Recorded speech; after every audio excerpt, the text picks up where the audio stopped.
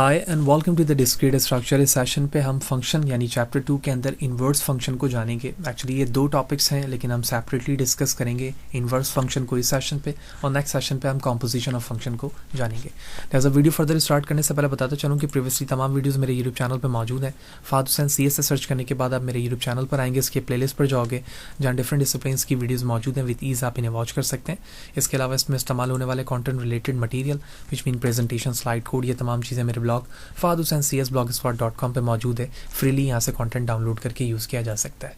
तो चैनल पर अगर नए हो, चैनल को सब्सक्राइब नहीं किया तो ज़रूर सब्सक्राइब करें ताकि अपकमिंग वीडियोज़ के हवाले से आपको बर वक्त जानकारी मिलती रहे और इस तरह की नई चीज़ें आप आसानी के साथ सीख सकें। तो सबसे पहले तो हमें इन्वर्स फंक्शन की लॉजिक समझनी होगी, रिप्रेजेंटेशन, और उसके बाद एग्जाम्पल देखेंगे तो और भी अच्छे तरीके से हमें बात समझ में आ जाएगी। तो inverse as a name suggest हमें यह समझ में आ रहा है कि जब आप एक फंक्शन बनाते हैं, जिस तरह फॉर एग्जाम्पल अगर हम एक फंक्शन लिखते हैं f of x equal to a, right, तो इसका मतलब ये हुआ कि जब मैं फंक्शन का इन्वर्स निकालूंगा तो उस रिजल्ट को यहाँ पर लिखा जाएगा, उसके बेस पर हमें इनपुट वैल्यूज मिल रही होगी। तो ये सिंपल फंक्शन है, ये उसका इन्वर्स वे, और इसी चीज को हम इन्वर्स ऑफ द फंक्शन कह रहे होते हैं। So the definition says let f be the bijection from a to b, यानी f हमारे पास एक फंक्शन है जो बाइजेक्टिव अप्रोच को फुलफिल कर रहा है, थर्ड टाइप को, और वो a से b की तरफ मैप्ड हो रहा है। Then the inverse of f denoted by f of inverse, यानी इस इनवर्स फंक्शन को आप f ऑफ -1 से दिखाएंगे। तो is a function from b to a, जिसको हम रिवर्स ऑर्डर में किस तरह से पढ़ेंगे, जो फंक्शन a से b की तरफ मैप हो रहा था अब वो b से a की तरफ मैप होगा। तो that is defined as f inverse y equal to x if f of x equal to y, यानी कोई चीज अगर f of x equal to a पर आ रही है तो इनवर्स ऑफ a बराबर होगा x के। वेरिएबल की वैल्यू से आप कोई भी चेंज कर सकते हैं, लिख सकते हैं। Now no inverse exist unless f is a bijection, ठीक है। कोई इनवर्स एग्जिस्ट नहीं करेगा जब आपका फंक्शन जो है वो बाइजेक्शन हो। अब इस चीज को हम देखेंगे भी कि इससे क्या मुराद है। इस इमेज को समझते हैं, जूम करता हूं मैं। ये मैपिंग इमेज हमें क्या बता रही है, देखिए ये हमारे पास एक सेट है a और ये सेट है b। एक्चुअली वो चीज़ नीचे लिखी हुई भी है लेकिन मैंने डिनोट किया। अब हमारे पास एक फंक्शन है यहाँ पर जो इन्वर्स वैल्यूज़ को प्रोड्यूस कर रहा है। अगर मैं सिंपल वे पे जाऊँ तो यहाँ पर b equal to f of a, यानी f ऑफ a से हमें b पता चल रहा है। तो मैं इस सेट पर आऊँ तो हम f इन्वर्स b अप्लाई कर रहे हैं, तो मुझे क्या मिल रहा है a, यानी मैं यहाँ से यहाँ की तरफ आऊँ a से b या b से a की तरफ, आपके फंक्शन की का सिर्फ फॉर्म चेंज हो रहा है, रिजल्ट आपको हमेशा सेम मिलेगा। तो सिंपल फॉर्म पे हम जब a से b की तरफ जा रहे होंगे तो मैं उसे f कहूंगा, और b से a की तरफ जा रहा हूंगा तो f इनवर्स कहूंगा। यही चीज डेफिनेशन पे भी बताई गई। लेकिन जब आप इसको मैप्ड करने के बाद शो करोगे तो वो किस तरह से होगा, देखो a से b की तरफ मैं जब जा रहा हूं तमाम इनपुट आउटपुट क्वांटिटी सेम है, सारी वैल्यूज मैप हो गई। अब जब मैं इनवर्स निकाल रहा हूँ तो मैं b से a की तरफ जाऊंगा। अभी आप डायरेक्शन देखो, a से b की तरफ है, एरो ये रहा एरो, ये रहा। अब मैं इनवर्स निकाल रहा हूं, देखो b से कहां जा रहा हूं, a की तरफ, ये रहा एरो, यहां पर एरो, यहां पर एरो, यहां पर, लेकिन वैल्यूज सेम है। यानी यहां पर वैल्यू देखो a से y की तरफ आ रही थी, अब y से a की तरफ जा रही है। तो इन सिंपल इनवर्स हमें समझ में आ गया कि इनवर्स से क्या मुराद है, किस तरह से वैल्यूज लिखी जाती है और उसकी रिप्रेजेंटेशन क्या होगी। लेकिन जब हम एग्जाम्पल में जाएंगे तो हमें एग्जाम्पल में बार बार एक वर्ड मिल रहा होगा किसी भी फंक्शन को इनवर्स ऑर्डर में सॉल्व करने के लिए, वहां लिखा होगा इन्वर्टेबल, कि ये फंक्शन इन्वर्टेबल है या नहीं है, ठीक है। इसे हम समझते हैं। एग्जाम्पल कह रहा है कि let f is a function जिसमें जो मैपिंग वैल्यूज है r से r की तरफ है, be such that f of x equal to x square.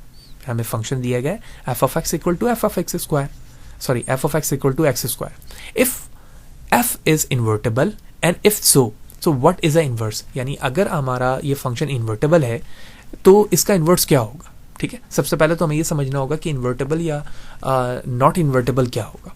देखो हम इस फंक्शन को अगर सॉल्व करें तो उसकी कुछ डोमेन वैल्यूज हो सकती हैं। हम कुछ डोमेन वैल्यूज लेते हैं, जैसे मैंने लिया, ठीक है, -1 क्योंकि ये रियल नंबर है, और फिर मैंने लिया 0, फिर मैंने लिया 1 और फिर मैंने लिया 2। ये कुछ मैंने इनपुट वैल्यूज लेनी, राइट, ठीक है।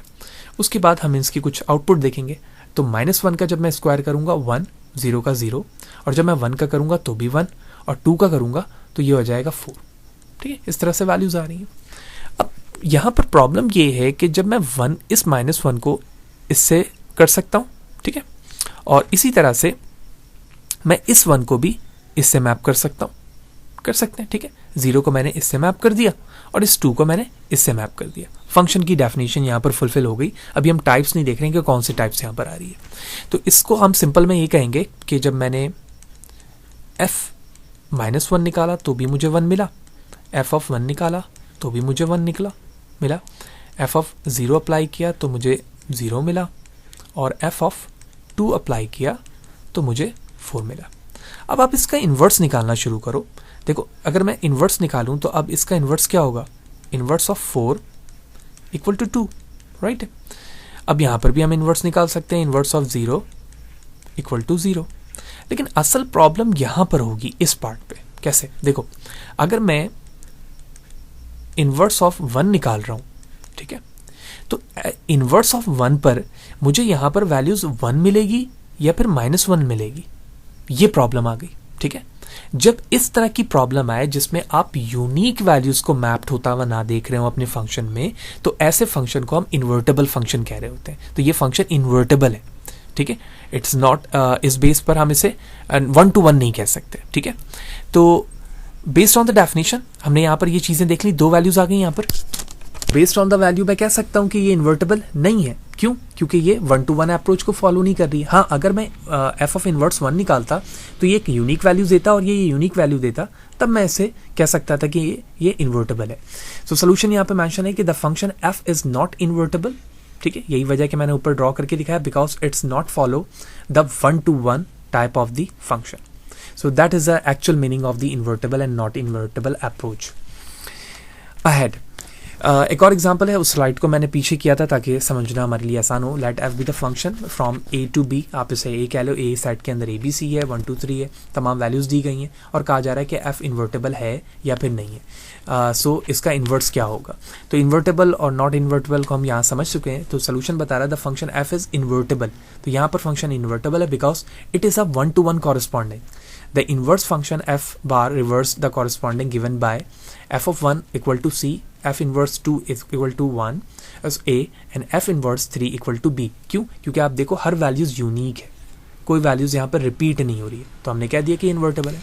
सेकंड, z to z हमारे पास इंटीजर में एक फंक्शन है जिसमें फंक्शन दिया गया f of x equal to x plus 1। तो क्या ये फंक्शन इन्वर्टेबल है? अगर है तो इसका इन्वर्स क्या होगा? फंक्शन इन्वर्टेबल है because it is a 1 to 1 correspondent. अगर आप इसमें डिफरेंट वैल्यूज फिट करके देखें तो आपको ये 1 to 1 रिलेशन मिलेगा। तो मैं कह सकता हूँ कि f inverse y equal to y -1 पे ये फुलफिल होगा। सो इस तरह से हमने इन्वर्स फंक्शन को जाना, इन्वर्स फंक्शन की रिप्रेजेंटेशन क्या होती है, इन्वर्टेबल से क्या मुराद है, उसकी एग्जांपल्स देखी। अब हम नेक्स्ट सेशन पे देखेंगे कि कॉम्पोजिशन ऑफ द फंक्शन क्या होता है और कॉम्पोजिशन किस तरह से निकालते हैं, उसकी एग्जांपल क्या हो सकती है।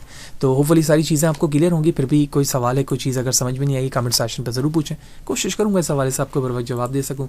वीडियो चलेगी तो लाइक करें, ज़्यादा लोगों को शेयर करें और इसी तरह से जुड़े रहें ताकि अपकमिंग वीडियोज़ को और सेशन को आप अच्छी तरीके से समझ सकें। सी यू देयर।